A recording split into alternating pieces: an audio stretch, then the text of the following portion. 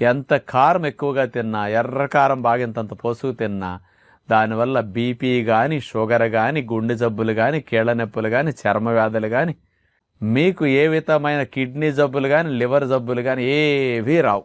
దీర్ఘ రోగాలు, మనం బాధపడే మందులు వేసుకునే మొండి రోగాలు ఏవి రావటానికి కారానికి సంబంధం అసలు లేదు. మరి ఇది వినేసరికి బాగా ఎర్రకారం బాగా వాడి ఎర్రెర్రగా తినేవారికి చాలా సంతోషంగా అనిపిస్తుంది. ఇంత మంచి విషయం విన్నాం కదా అని. ఇది యథార్థము. అసలు కారానికి జబ్బులు కలిగించే గుణం అట్లాంటిది లేదండి. ఎర్రకారం ఎక్కువగా వాడటం వల్ల ఇబ్బంది ఏమిటంటే మంటగా ఉంటుంది కదా నోట్లో పెట్టుకునేసరికి. వాళ్ళకి కొన్ని రోజులు తినేసరికి ఆ మంట అలవాటు అయిపోతుంది. అది పక్కవారికి మండుతుంది కానీ వాళ్ళకేం మండదు. కాబట్టి ఈ సెల్స్ అలవాటు అయిపోతాయి.